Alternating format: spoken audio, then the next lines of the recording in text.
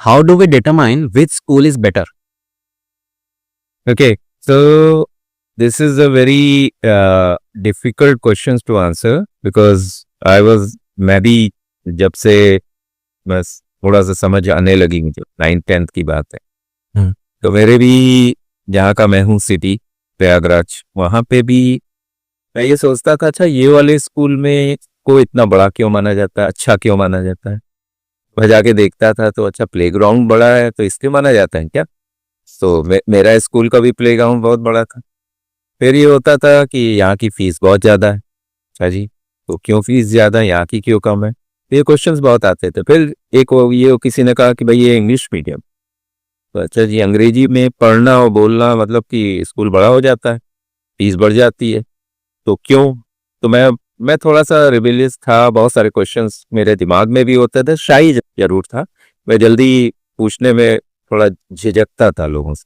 लेकिन ये क्वेश्चंस तो घर में मतलब दिमाग में बैठे हुए रहते थे। तो जैसे जैसे ग्रो करने लगा तो मुझे क्या पता था एक दिन मैं एजुकेशन फील्ड में ही चला जाऊंगा। तो मैं तो एंटरटेनमेंट फील्ड में था। तो लेकिन वो क्वेश्चंस रहते, जब भी एजुकेशन की बात हो तो मैं यही पूछता था। तो अक्सर फिर मैं एक्सपर्ट से पूछने लगा कैसे, तो वो कहते थे कि नहीं वहाँ की पढ़ाई अच्छी है, वहाँ का इंफ्रास्ट्रक्चर अच्छा है। तो मैंने कहा अच्छा इंफ्रास्ट्रक्चर मतलब बिल्डिंग अच्छी है, वहाँ के अंदर की जो डेस्क हैं वो अच्छी हैं, वाइट बोर्ड्स अच्छे हैं, और वो जो वॉशरूम्स होते हैं वो अच्छे हैं, और बड़े विंडी हैं क्लासेस, क्या है ऐसा। तो वो बात यहीं घूम फिर के आ जाती थी, नहीं टीचर्स अच्छे हैं, टीचर पढ़ाते बहुत अच्छे हैं। हमने कहा मैंने तो कुछ वैसे स्कूल्स में भी अच्छे और डेडिकेटेड टीचर्स देखे हैं जो मतलब बच्चों के लिए पीछे भागते हैं, पूरा डेडिकेट कर रखा उन्होंने अपनी life, and they are very learned. तो समझ में नहीं आता, मतलब कोई यार्डस्टिक कहीं नहीं मुझे मिली। जैसे मैंने जब क्वालिटी सीखा, सिक्स सिग्मा और क्वालिटी का ट्रेनर बना, तो मुझे एक चीज समझ में आई कि एक स्टैंडर्ड होता है जिसके बेसिस पे आप ये डिसाइड करते हैं ये चीज इससे अच्छी है, ये चीज इससे खराब है। तो यहाँ पे तो कोई स्टैंडर्ड ही नहीं।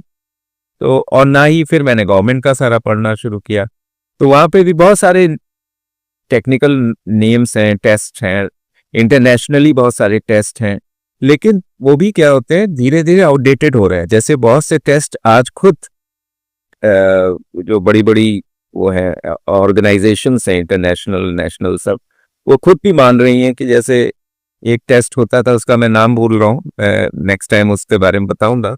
वो टेस्ट में साइंस मैथ्स और ये सब की वो लिए जाते हैं, टेस्ट लिए जाते हैं बच्चों के।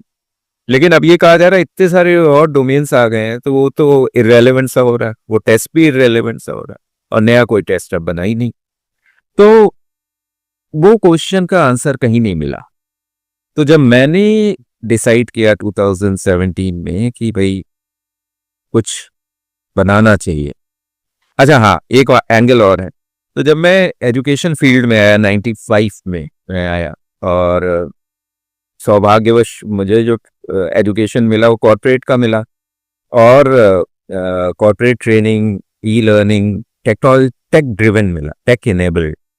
तो उसमें भी जब मैं बड़ों के लिए ट्रेनिंग बना रहा था तो एक अपॉर्चुनिटी आई कि भाई यूएस में करिकुलम रीडिजाइन करना है 6 to 8th स्टैंडर्ड का। तो मैं ट्रेवल मुझे भेजा गया। पहली बार मैं एक्सपोज हुआ एक बाहर की एजुकेशन करिकुलम का। तो उसमें जब देखा तो उसमें बहुत सारे एनिमेशन, बहुत अलग तरीके का डिजाइन, जो डिजाइन उन्होंने चूज किया था, लर्निंग आउटकम्स, पढ़ाई एक स्ट्रक्चर्ड वे में लेकिन काफी बोल्ड, मतलब बहुत रिस्ट्रिक्टेड नहीं था कि रोट नहीं था बहुत सारा। उसमें they allowed students to understand, comprehend and then ask questions. तो इस तरह से एक बनाया गया था, उसका जो डिजाइन था मुझे बहुत पसंद आया। तो why coming back I was thinking constantly कि यार when will it come to India, कब आए, कब तक हम लोग वही चलता रहेगा कि आप ऑथर हैं फिजिक्स के, आपने एक बुक निकाली, मैं एक टीचर हूँ एक स्कूल में, मैं वो पढ़ाता हूँ, तो 100% तो आपका मैंने कंटेंट समझा ही नहीं, क्योंकि चैप्टर वाइज है, मैं बना हुआ हूँ चैप्टर्स में, मैं अपना दिमाग ज्यादा नहीं लगा सकता, एक लिमिट तक लगाता हूँ। तो मेरा आपका 100% को मैंने 80% समझा। फिर मैं पढ़ाने लगा बच्चों को, तो वो भी जो उनका वो है दायरा, जो एक उनको लिमिट किया गया, वो चैप्टर के अंदर लिमिट किया गया, उसके बाहर ना मैं जा सकता हूँ ना वो जा सकता है। तो उन्होंने जो पढ़ा, जो मैंने समझाया, उसके बेसिस में मैंने क्वेश्चन आंसर कर लिया। अब क्वेश्चन आंसर जब किया तो आंसर वो क्या देंगे, अपने से तो मैंने उनको इतना तो एक्सपोज नहीं किया, इतना एक्सपैंड नहीं किया उनका माइंड कि वो अपने से कुछ बना के बोल दें मुझे। उन्होंने जितना समझा लिमिटेड, वो एक्चुअली मेमोरी से बता दिया। मैंने कहा वाओ, तुमने तो अक्षर बाई अक्षर सारा वर्ड बाय वर्ड बता दिया, तो you are doing, you are first position, you are second position, you are third position, ये हो गया। तो ये क्या हो गया, इसमें क्या ब्रेन का कहाँ पे डेवलपमेंट हुआ। तो जब ये सब देखा तो बहुत सारे फिर ये आए क्वेश्चन कि perhaps the quality standard is this. तो मैंने अपना एक रिडिफाइन किया, क्वालिटी स्टैंडर्ड बनाया। पढ़ाई, अगर एक टॉपिक, एक सब्जेक्ट मुझे नहीं पता है और मुझे वो पढ़ाया जाता है, चाहे जैसे पढ़ाया जाए, chapter wise, non chapter wise, जैसे भी, लेकिन उसका जो लर्निंग आउटकम होना चाहिए वो थोड़ा डिफरेंट होना चाहिए। कि एक होता है, मैंने एक रूल बनाया, OICD, ऑब्जर्व किया, मैंने सारा कुछ समझा, उनके हाव भाव देखे, टीचर के क्वेश्चन भी किया। फिर उनकी जो लैंग्वेज में वो मुझे पढ़ा रहे हैं, इंग्लिश हिंदी, उसको मैंने वर्ड बाय वर्ड मीनिंग निकाली। अब वर्ड मीनिंग के आगे मुझे जाना, वर्ड मीनिंग पे अगर मैं रुक गया तो मैं फिर वही उसी सिस्टम का भाग बन जाऊंगा। मुझे उसमें से बहुत सारे मेरे दिमाग में गैप्स आने शुरू, गैप्स आए, वो गैप्स को मैंने क्लैरिफाई कराया टीचर से। तो teacher has to have patience to answer those questions. उन्होंने जब आंसर किया तो मेरा ब्रेन खुला, ओ अच्छा, फिर मेरे फर्दर क्वेश्चंस भी आ रहे हैं। And he is not getting tired. He is in fact motivating me. Ask so many questions. Ask. जैसे जैसे मैं क्वेश्चन कर रहा हूँ तो मेरा, जैसे आपने देखा होगा, ऐसे ऐसे वो छोटे छोटे वो धागे पड़े हैं, उन सब में गांठ लगी, वो खुलना शुरू हो रहा है। तो मतलब माइंड में जितने इतने धागे के गांठ खुल रही है, उतना उतना मेरा ब्रेन एक्सपैंड कर रहा है। धीरे धीरे मैंने इतना समझ लिया कि मैं कहता हूँ, sir if you don't mind, can I explain in my words, my language, in simpler way. तो टीचर ने कहा यस यस, वेरी गुड। तो जो ऑथर है उसकी लैंग्वेज को छोड़ के मैंने अपने तरीके से, और उसमें अपनी एनालॉजी, अपने एग्जाम्पल्स, उसमें से आधे सही, मैं यंग हूँ, आधे सही बैठे, आधे नहीं सही बैठे, लेकिन टीचर ने कहा कि नो नो नो, जो नहीं भी सही बैठे उसको ऐसे रिवर्ट करो, you are doing fantastic job. मैं मोटिवेटेड हूँ, वाओ, इसका मतलब मैंने समझ के अपने तरीके से बोल दिया। अब यहाँ पे खुला है, कमल की तरह, लोटस की तरह, ये वो। तो ये होना चाहिए पढ़ाई। तो जब मैंने ये सोचा तो मैंने फिर अपना करिकुलम को डिजाइन किया। फिर दूसरा होता है जो JIT कहते हैं, जस्ट इन टाइम। पढ़ाई ऐसी होनी चाहिए, अब 20 साल 30 साल, अच्छा फैक्ट्स हम पढ़ाते हैं, हिस्ट्री में फैक्ट्स पढ़ाते हैं।